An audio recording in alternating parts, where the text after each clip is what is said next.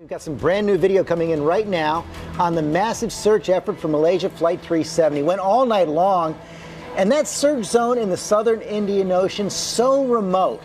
Here's how the Australian Prime Minister described it overnight: the most inaccessible spot that you can imagine on the face of the earth. That says a lot right there. 5 planes and a growing number of ships in that icy stretch of ocean halfway to Antarctica.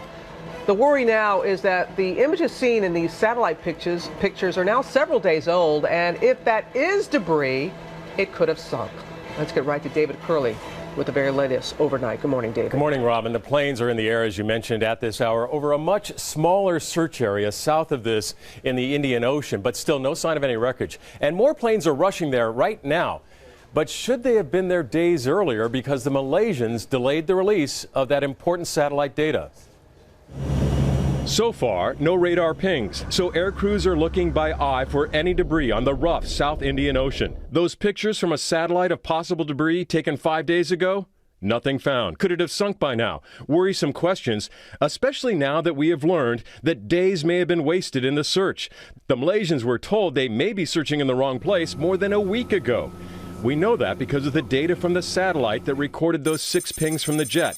It showed that the jet kept moving all 7.5 hours it was in the air, and the company concluded that off Australia was the best place to look. Just 4 days after the disappearance, the data was given to the Malaysians, suggesting those 2 massive arcs for searching, but also with the conclusion that all indications pointed to off Australia as the likely spot to find the plane.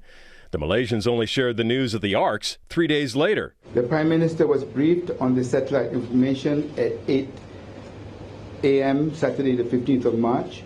And it was 2 more days before Malaysia officially asked the U.S. and Australia to search the South Indian Ocean, a 5-day delay, while resources were used elsewhere. It's just such an egregious slip-up. It should have been released and have people start looking in those areas and quit wasting their time and efforts in areas where you knew the airplane couldn't be. The problem? Debris drifts up to 120 to 150 miles a day. And now, 2 weeks after a possible crash, much of it could be gone, sunk, making finding any remains on the bottom of the ocean more difficult. And don't forget, those black box pinger batteries may only last another 2 weeks. Now, the Malaysians plan to talk to the Defense Secretary Chuck Hagel today. They'll be asking for hydrophones that can be dropped on the surface of the ocean to listen for those pingers. We'll see what happens, George.